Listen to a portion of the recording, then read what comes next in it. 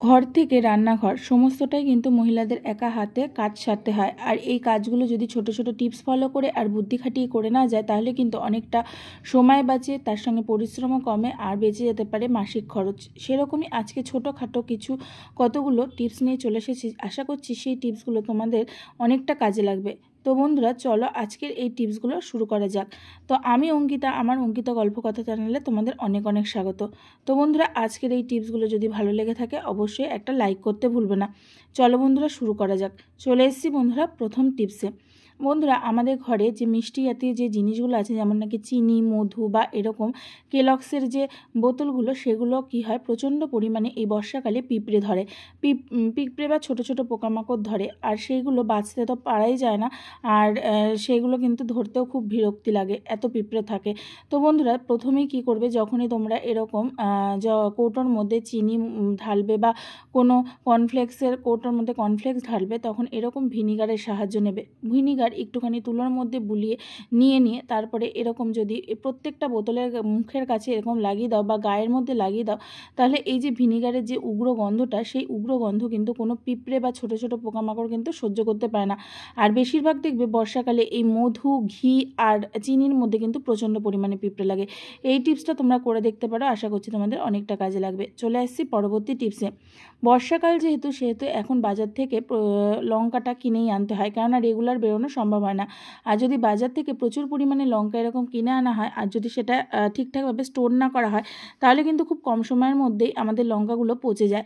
কেননা এই বর্ষাকালে এই জিনিসটা কিন্তু সবারই ফেস করতে হয়। তো বন্ধুরা, কী করতে হবে, আমরা দীর্ঘদিন কীভাবে লঙ্কাগুলোকে সতেজ রাখতে পারবো, তার জন্য প্রথমে লঙ্কার বোটাগুলোকে প্রথমে ছাড়িয়ে নিতে হবে। ছাড়িয়ে নিয়ে তারপরে ভালো করে কিন্তু শুকিয়ে নিতে হবে, যাতে লঙ্কার গায়ে একটু জ্বলো জ্বলো ভাব না থাকে। তারপরে একটা এরকম কন্টেনারের মধ্যে একটা পেপার দিয়ে দিতে হবে, আর পেপারটার উপরে এই লঙ্কাগুলোকে দিয়ে দিতে হবে। তাহলে কি হবে, দিয়ে যদি তোমরা মুখটা আটকে এরকম ফ্রিজের মধ্যে রেখে দিতে পারো, তাহলে দেখবে তোমাদের এক মাসেও কিন্তু তোমাদের এই লঙ্কাগুলো একদম এরকম টাটকা থাকছে, একটু পরিমাণ নষ্ট হচ্ছে না। একবার বন্ধুরা করে দেখবে তোমাদের অনেকটা উপকারে আসবে। চলে যাচ্ছি বন্ধুরা পরবর্তী টিপসে। বন্ধুরা, আমাদের ঘরে যারা বাচ্চা আছে, যাদের ঘরে, তাদের কিন্তু এই যে কাজটা, সেটা কিন্তু আমরা প্রত্যেকেই জানি যে দেওয়ালে প্রচুর পরিমাণে তারা আঁকিবুকি করতে থাকে, কিন্তু সেক্ষেত্রে দেওয়ালটা কিন্তু দেখতে প্রচণ্ড বাজে লাগে।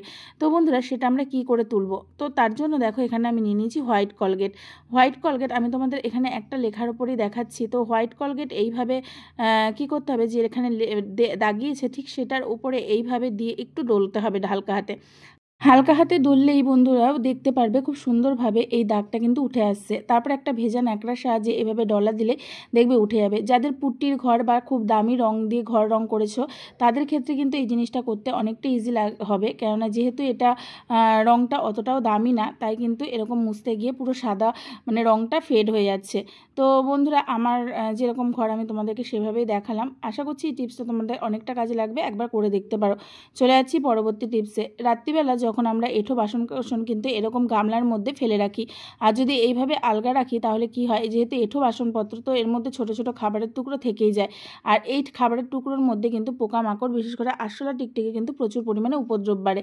আর ঠিকঠাক যদি না মাজা ধোয়া হয়, তাহলে কিন্তু একটা ব্যাকটেরিয়া বা একটা বাজে পরিস্থিতির সৃষ্টি হয়, কারণ অনেকেই পছন্দ করে না। তো বন্ধুরা, যারা ঘরে মানে এরকম রাতে মাজার কোনো অপশান নেই, যাদের কাজের লোক আছে বা হেল্পিং হ্যান্ড আছে, তারা কি করবে, এরকম ঘরে থাকা পুরনো নাইটি দিয়ে এইভাবে রাত্রিবেলা এই গামলাটাকে ঢেকে রাখবে, এই এঁঠো বাসনওয়ালা মানে গামলাটাকে। তাহলে কি হবে, কোনো পোকামাকড়ই কিন্তু এরপরে পড়বে না, বা কোনো আরশোলা টিকটিকি কোনোটাই কিন্তু এই থালা বাসনে মুখও দেবে না, যেহেতু এটা ঢাকা থাকবে। বা তো এই টিপসটা অবশ্যই করে দেখবে তোমাদের অনেকটা কাজ আসান হয়ে গেছে। যখন সকালবেলা তোমাদের বাসন মাজা হয়ে যাবে, তখন এই কাপড়টাকেও ধুয়ে দেবে, তাহলে কি হবে, এক কাজে কিন্তু দু কাজ হয়ে যাবে। টিপসটা ভালো লাগলে লাইক করে দিও। চলে যাচ্ছি পরবর্তী টিপসে। বন্ধুরা, আমরা প্রত্যেকেই কম বেশি এখন চশমা ব্যবহার করি, আর চশমা ব্যবহার যারা করি তারা কিন্তু এরকম চশমার খাপ ব্যবহার করি, আর তার সঙ্গে এরকম ছোট ছোট খুচরো পয়সা রাখার জন্য আলাদাভাবে কিন্তু আরেকটা ব্যাগ ক্যারি করি। কিন্তু কি হয়, দুটো জিনিস রাখার ফলে কিন্তু ব্যাগটা অনেকটা জায়গা নষ্ট হয়। আর ব্যাগটা কিন্তু অনেকটা ভারী হয়ে যায়। তো বন্ধুরা, যদি আমরা এরকম ছোট ব্যাগ যদি ইউজ না করে এরকম খুচরো পয়সাগুলো বা টাকাগুলো এরকম চশমার খাপের মধ্যে নিয়ে তারপরে চশমাটাকে এইভাবে নিয়ে যাই, তাহলে কিন্তু আমাদের মানে চশমাটাও খাপটাও টানা হচ্ছে, প্লাস আমাদের এই খাপটার মধ্যে পয়সাটাও ক্যারি করা হচ্ছে।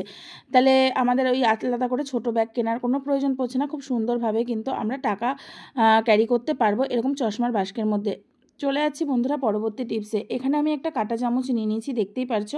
এরপরে কাঁটা চামচটার মাথাটাকে একটা তুলোর সাহায্যে এইভাবে আটকে নেব, একটা গার্ডারের সাহায্যে। তো গার্ডারের সাহায্যে আটকে নেওয়ার পর তারপরে তুলোর মাথায় খুব একটু সামান্য পরিমাণ জল দিয়ে নেব। তোমরা চাইলে কিন্তু এখানে লিকুইডও ব্যবহার করতে পারো, যেটা নাকি পরিষ্কার করা ধুলো ময়লা পরিষ্কার করার লিকুইড।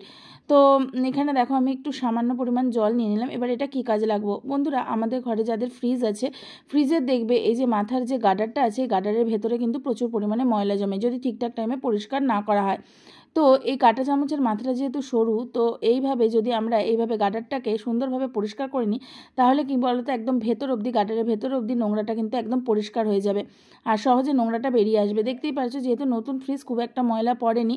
আর এইভাবে কিন্তু আমি মানে প্রত্যেকে ফ্রিজটা এরকম গার্ডারটা পরিষ্কার করে নিতে পারবে। টিপসটা ভালো লাগলে অবশ্যই একটা লাইক করে দিও। চলে যাচ্ছি বন্ধুরা পরবর্তী টিপসে। প্রত্যেকের ঘরেই কিন্তু এরকম জামা কাপড় শুকানোর ক্লিপ ব্যবহার করি আমরা। তো অনেক ঘরে দেখা যায় যে বিশেষ করে যাদের ভাড়া বাড়ি তাদের ঘরে কিন্তু সেরকম ফুটো করতে দেয় না দেওয়ালে। তো তাদের মশারি খাটানোর জন্য দেওয়া মানে এরকম হুক না থাকার ফলে খুব ডিস্টার্ব হয়, ঠিকঠাকভাবে মশারি টানানো যায় না বা দেওয়ালে কোনো কিছু আমাদের আটকানো যায় না। যেহেতু যারা ভাড়া বাড়িতে থাকে বা অনেকেই আছি যারা দেওয়াল ফুটো করতে চায় না ঠিকঠাকভাবে, তো আর অনেক কিছু হ্যাঙ্গিং করারও ব্যাপার থাকে। তো বন্ধুরা, এই যে ক্লট ক্লিপের মাথায় দেখো একটা সাইডে আমি বোর্ড সাইড টেপগুলো লাগিয়ে নিলাম, লাগিয়ে নিয়ে ক্লিপটা কিন্তু এভাবে যে কোনো দেওয়ালে আটকে দিলাম। সেটা মশারির কোনায় হোক, মানে যেখানে মশারির দড়িটা লাগাচ্ছি সেই কোনায় হোক, বা এরকম দেওয়ালে। তো এরপরে দেখো এটার মধ্যে কিন্তু আমরা অনেক কিছু এরকম টানিয়ে রাখতে পারি। তাহলে কি হচ্ছে, দেওয়ালে ফুটো করার কোনো প্রয়োজন পড়ছে না আর খুব সুন্দরভাবে আমরা প্রত্যেকটা জিনিস রাখতে পারছি। মশারির যে কোনা আছে দড়িটা সেটাও কিন্তু লাগিয়ে নিতে পারছি আর মশারিটাও কিন্তু টানানো হয়ে যাচ্ছে দেওয়াল ফুটো না করে। টিপসটা ভালো লাগলে একটা লাইক করে দিও। চলে যাচ্ছি পরবর্তী টিপসে। তো আমরা প্রত্যেকে ঘর ঝাড়ু দেওয়ার জন্য এরকম ঝাঁটার ব্যবহার করি, কিন্তু এরকম ঝাড় দিতে দিতে কী হয়, একটা সময় গিয়ে এই যে ঝাড়ুর যে জয়েন্টটা সেই জয়েন্ট থেকে কিন্তু আস্তে আস্তে এই শলাগুলো খুলতে থাকে আর খুব কম সময়ের মধ্যে কিন্তু এই ঝাঁটাটা একদমই নষ্ট হয়ে যায় আর শলা খুলতে খুলতে একদম একটা সময় আসে যে ঝাঁটাটা ভেঙে যায়। তো সেক্ষেত্রে বন্ধুরা কী করব, যখনই আমরা ঝাঁটা বাজার থেকে কিনে আনবো না কেন, এরকম একটা প্লাস্টিক কেটে নেব। পুরো দেখো আমি এরকমভাবে লম্বালম্বি করে কিন্তু প্লাস্টিকটাকে চারিপাশ থেকে কেটে নিচ্ছি, একটা সাইড কাটছি না, বাকি তিনটে সাইড কিন্তু আমি কেটে নিচ্ছি লম্বালম্বি করে। এরপরে কি করব, প্লাস্টিকটাকে এই যে কি বলে এই যে জয়েন্টটা আছে সেই জয়েন্টের কাছে খুব টাইটভাবে এইভাবে আটকে দেবো। এবার আটকে দেওয়ার পর কী করব, ইস্ত্রিটাকে খুব ভালো করে গরম করে নেব। গরম করে নেওয়ার পর তারপরে হালকা হাতে এইভাবে চাপ দিব। চাপ দিলে যেহেতু প্লাস্টিক বন্ধুরা, সেহেতু কিন্তু খুব সুন্দরভাবে এটা একদম অ্যাডজাস্ট হয়ে যাবে, মানে আটকে যাবে। কোনো আঠারও প্রয়োজন পড়বে না, কোনো সেলাইয়েরও প্রয়োজন পড়বে না। এইভাবে প্লাস্টিকটা দেখবে যদি এইভাবে বারবার প্রেস করো, তাহলে খুব সুন্দরভাবে এই জায়গাটা টাইট হয়ে বসে থাকবে, যার ফলে কিন্তু এখান থেকে ফুল ঝাড়ুগুলো একদমই ঝরে পড়বে না আর তোমরা এই একটা ঝাঁটা দীর্ঘদিন ব্যবহার করতে পারবে।